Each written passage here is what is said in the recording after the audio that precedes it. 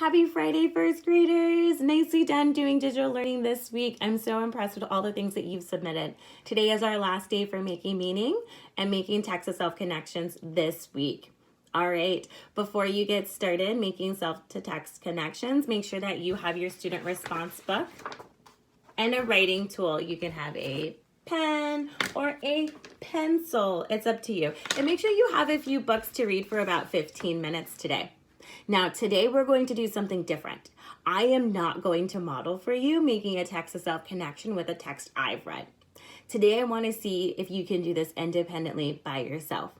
But before we start, I will read to you a text-to-self connection I made yesterday while reading this, while reading this magazine, Welcome to Ireland, and I made a text-to-self connection on this side of the magazine called City Life.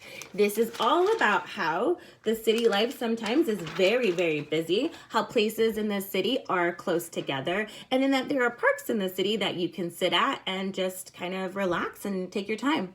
And so the self-to-text connection that I made while I was reading today for about 15 minutes was how the city life is really busy.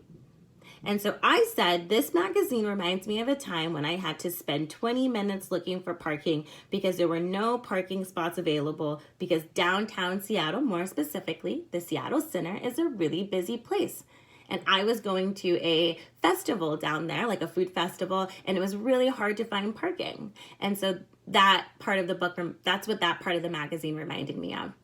First graders, make sure that you are doing day 10. Make sure you do 2 text-to-self connections. Make sure you're reading for about 15 minutes and then upload it to Class Dojo. If you need any help, please reach out to me on Class Dojo or email.